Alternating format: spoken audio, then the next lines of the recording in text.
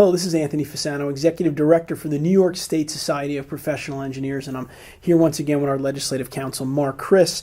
And in today's legislative video update brought to you by our Platinum Sustaining members, we're going to talk about design build. It's not a simple or cut and dry thing to talk about. However, we do need to give you an update because there has been some new legislation as part of the budget bill that's kind of going on right now, and Mark's in the midst of reviewing it. So, Mark, why don't you give our members a bit of an update?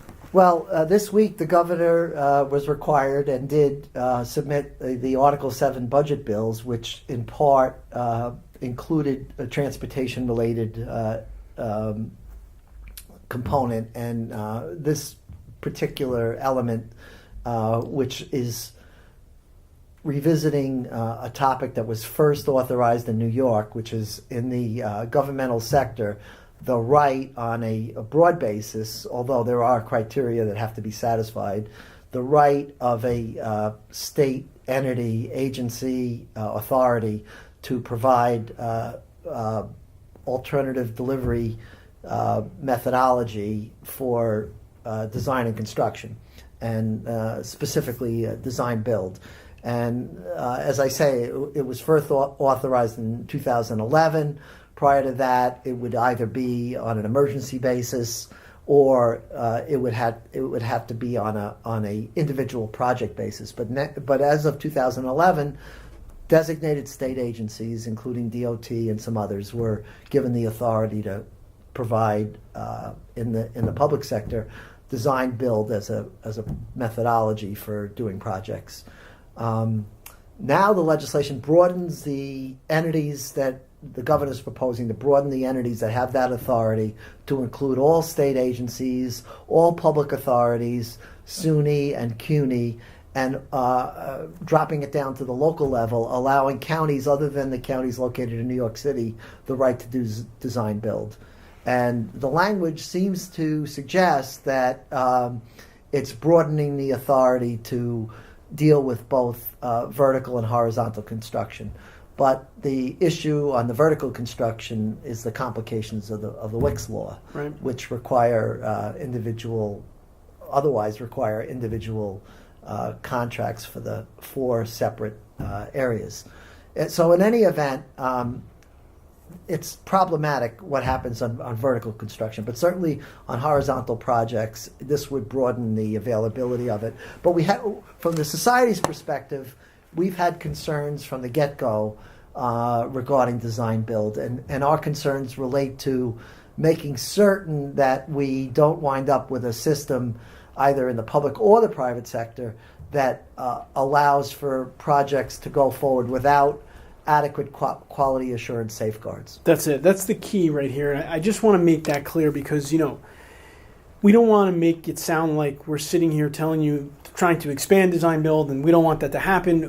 NYSSPE is in support of design build when it's done in a way that there are the proper quality assurances in place. For all the reasons that we've talked about, safety. I mean, we want things to be done the right way, for the safety and welfare of the public. And we've gotten a lot of emails from our members lately. There's design build projects going wrong. They've listed out projects, and we'll certainly look into them. But this is the reason that we're looking at the big picture legislation of design build to try to make sure that these safeguards are in place.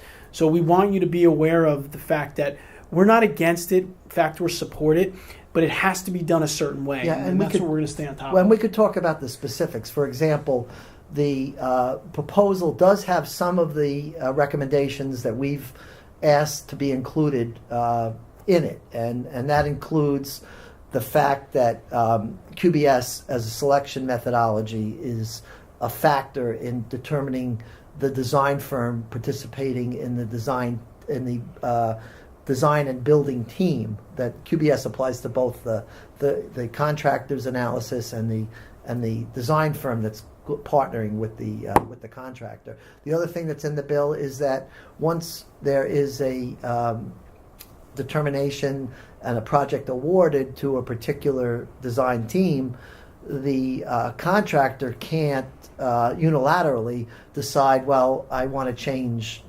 the other member of the team Right. without getting the consent of the owner. And we think that's important because the whole initial awarding was based on the assessment of that design firm, and certainly getting the owner's consent is critical. But there are other elements that are not in this bill. For example, we've recommended that there be a design professional who's essentially the owner's representative, who serves a lot of roles following the conception of the project in terms of helping to.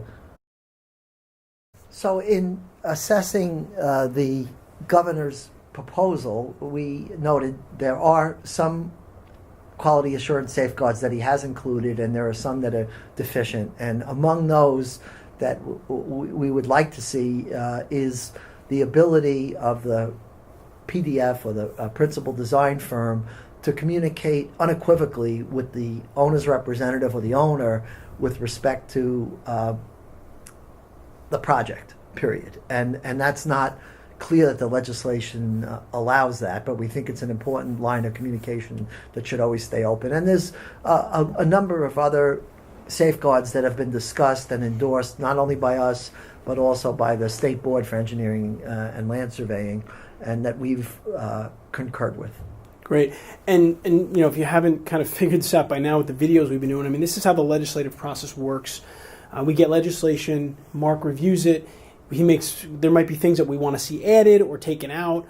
We have to lobby for those things. Sometimes they're there, sometimes they're not. So sometimes we have to keep fighting, or sometimes we need to decide on if there's one or two things that we have to give up to get something else. So it's a back and forth process, and that's why we're doing the videos, to kind of get you on the inside of the process so you understand it.